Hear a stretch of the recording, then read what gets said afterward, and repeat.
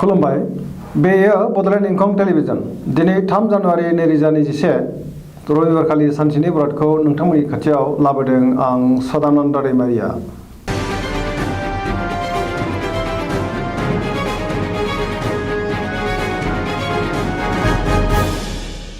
सिगां फरायनो लादों मेष राशि। दिनैनि साना जोबोर मोजां, गोसोखौ जोबोर गोजोननाय मोनगोन, देहाया दिनै मोजाङै थागोन, बहानिफ्रायबा मोजां खौरां फैनो हागौ, रांखावरियाव जोबोर मोजां, बेफार फालांगियावबो जोबोर मोजां मुलाम्फा मोनगोन, नखराव बिसि फिसायनि गेजेराव अनलायनाय फैगोन, बहाबा थांनांगौब्ला दिनै जोबोर मोजां, गुबुननि गोसोखौ गोरलैयैनो बोनो हागोन, समाजाव मान मोनगोन, मावनो लानाय खामानिखौ गोरलैयैनो मावफुंनो हागोन, बबेबा फोरबोआव बाहागो लानो खाबु मोनगोन, बिमा बिफानि अननाय आरो बोर मोनगोन, लाइमोनफोरा दिनै जोबोर रमान्टिक जागोन।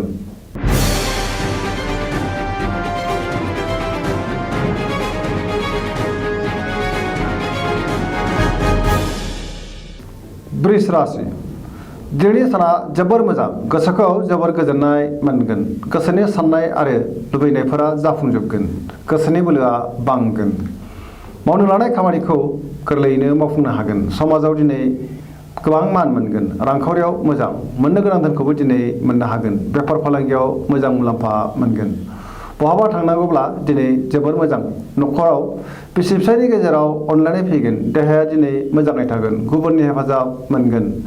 गोसोआव गोदान आरो गोग्गो साननाय फैगोन, लाइमोनफोरनि गोसोआ जोबोर रमान्टिक जागोन आरो गावबा गावनि गोसोनि साननायफोरखौ फोरमायलायनो हागोन।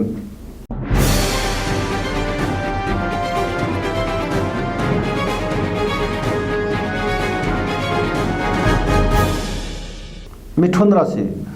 दिनैनि साना मोजां आरो गाज्रिनि गेजेरजों बाबेरलांगोन, गोसोखौ जोबोर गुलुं गुजुं मोनगोन, देहाया दिनै बारा मोजां थानाय नङा, रांखावरियाव मोजांद्राय नङा, नाङा फाङा खरसाया बांगोन, बेफार फालांगियाव खहा जानो हागौ, नखराव नांलाय खमलाय एबा एना एनि जानोबो हागौ, समाजाव मान मोनगोन, गोसोनि बोलोआ अब्लाबो बांगोन, मावनो लानाय खामानिखौ मावफुंनो हागोन, सोरबा लोगोनिफ्राय गाज्रि खौरां फैनो हागौ, सांग्रां जानाया गाहाम।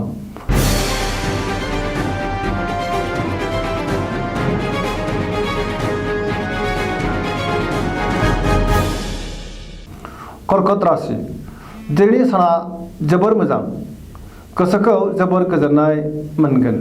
मावनो लानाय खामानिखौ मावफुंनो हागोन, रांखावरियाव जोबोर मोजां, बेफार फालांगियावबो मोजां मुलाम्फा मोनगोन, देहाया दिनै मोजाङै थागोन, गुबुननि हेफाजाब मोनगोन, नखराव अनलायनाय फैगोन, जेरावबो देरहासार जागोन, समाजाव गोबां मान मोनगोन, लाइमोनफोरनि गोसोआ जोबोर रमान्टिक जागोन, फरायसाफ्रा फरायनायाव गोसो होगोन।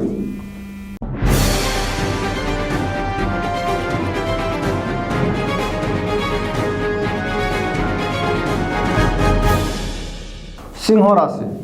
दिनैनि साना बारा मोजां नङा, गोसोआव गुलाय गुजाय साननाय फैगोन, मावनो लानाय खामानिखौ मावफुंनो गोब्राब जागोन, सोरबा लोगोआ खहा खालामनो नाजागोन, सुथुरा बांगोन, सांग्रां जानाया गाहाम, रांखावरियाव बारा मोजां नङा,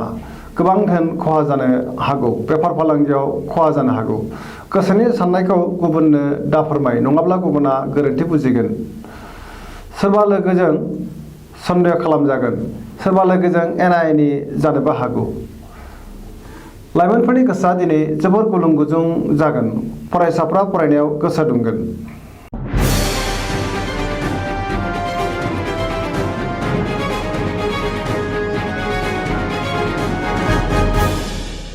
कन्या राशि। दिनैनि साना जोबोर मोजां, गोसोखौ जोबोर गोजोननाय मोनगोन, सुथुरखौ गोरलैयैनो फेजेननो हागोन, जेरावबो देरहासार जागोन, गुबुननि गोसोखौ बोनो हागोन, बहानिफ्रायबा हरखाबै मोजां खौरां फैनो हागौ, रांखावरियाव जोबोर मोजां, मोननो गोनां धोनखौ दिनै मोननो हागोन, बेफार फालांगियाव मोजां मुलाम्फा मोनगोन, देहाया दिनै मोजाङै थागोन, गोबां सुबुंखौ लोगो मोनलायगोन, नखराव बिसि फिसायनि गेजेराव अनलायनाय फैगोन, बिदा फंबायजों मोजां सोमोन्दो थागोन, गोबां खामानियाव मुखुब थागोन, सेंग्रा सिख्लाफ्रा गावबा गावनि गोसोनि साननायफोरखौ फोरमायलायनो हागोन आरो गोसोआ जोबोर रमान्टिक जागोन।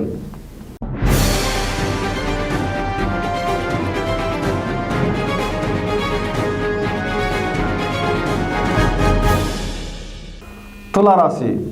दिनैनि साना जोबोर मोजां गोसोनि बोलोआ बांगोन गोबां धोन मोननो हागोन गोसोनि साननायफोरा जाफुंगोन मावनो हानाय खामानिखौ थि समावनो मावफुंनो हागोन देहाया दिनै मोजाङै थागोन रांखावरियाव जोबोर मोजां मोननो गोनां धोनखौ दिनै मोननो हागोन न'खराव बिसि फिसायनि गेजेराव अनलायनाय फैगोन समाजाव मान मोनगोन बेफार फालांगियाव मोजां मुलाम्फा मोननो हागोन सोरबा लोगोनि हेफाजाब आरो अननाय मोनगोन जेरावखि थाङा मानो मोजाङैनो जाफुंसारगोन बहाबा दावबायहैनो खाबु मोनगोन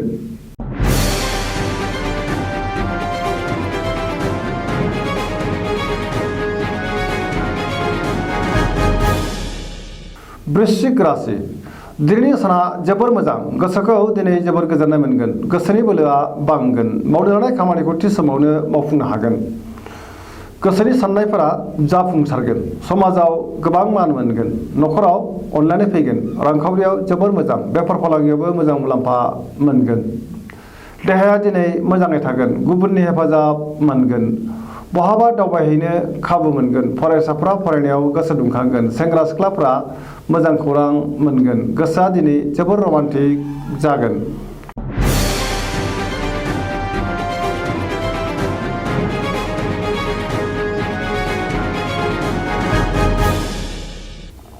धनु राशि दिनैनि साना जोबोर मोजां सुथुरखौ फेजेननो हानानै गोसोखौ जोबोर गोजोननाय मोनगोन मावनो हानाय खामानिखौ थि समावनो मावफुंनो हागोन गोसोनि साननायफोरा जाफुंगोन रांखावरियाव जोबोर मोजां मोननो गोनां धोनखौ दिनै मोननो हागोन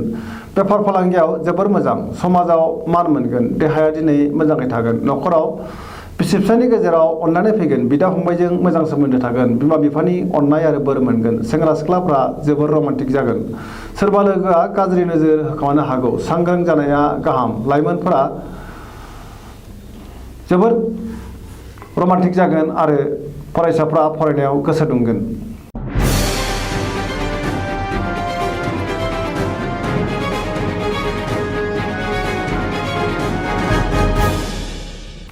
मकर राशि दिनैनि साना बारा मोजां नङा गोसोखौ जोबोर गुलुं गुजुं मोनगोन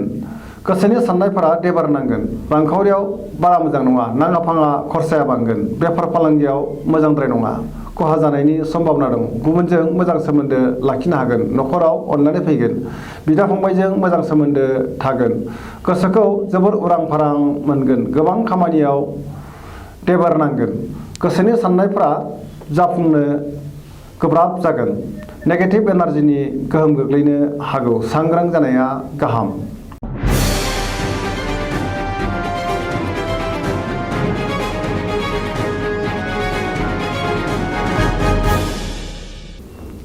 कुम्भ राशि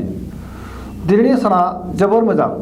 सोरबा गोजाम लोगोखौ लोगो मोननानै गोसोखौ दिनै जोबोर गोजोननाय मोनगोन मावनो लानाय खामानिखौ थि समावनो मावफुंनो हागोन बहानिफ्रायबा मोजां खौरां मोनगोन समाजाव दिनै मान मोनगोन गोबां मुंदांखा सुबुंजों लोगो मोनलायगोन रांखावरियाव जोबोर मोजां बहानिफ्रायबा गोबां धोन मोननायनि सम्भावना दं बेफार फालांगियाव मोजां मुलाम्फा मोननो हागोन देहाया दिनै मोजाङै थागोन न'खराव बिसि फिसायनि गेजेराव अनलायनाय फैगोन बिमा बिफानि अननाय आरो बोर मोनगोन गुबुननि हेफाजाब मोनगोन फरायसाफ्रा फरायनायाव गोसो दुंगोन लाइमोनफोरनि गोसोआ दिनै जोबोर रमान्टिक जागोन आरो गावबा गावनि गोसोनि साननायफोरखौ फोरमायलायनोबो हागोन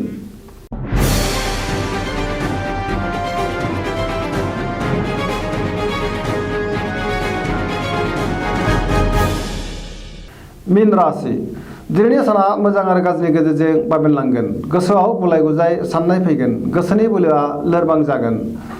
गावनि गोसोनि साननायखौ गुबुननो दाफोरमाय नङाबा गुबुना फोथायनाय नङा देहाया दिनै मोजाङै थागोन रांखावरियाव बारा मोजां नङा नाङा फाङा खरसाया बांगोन बेफार फालांगियाव खहा जानो हागौ न'खराव अनलायनाय फैगोन गोसोआ दिनै जोबोर रमान्टिक जागोन बहाबा दावबायहैनो खाबु मोनगोन सोरबा आंगो लोगोजों मानिबा थाखाय गाज्रि मोनजागोन गावखौनो माबा दाय मावफ्लांनाय बायदि गोसोखौ गिलुं गिलुं मोनगोन नेगेटिभ एनार्जिनि गोहोम गोग्लैगोन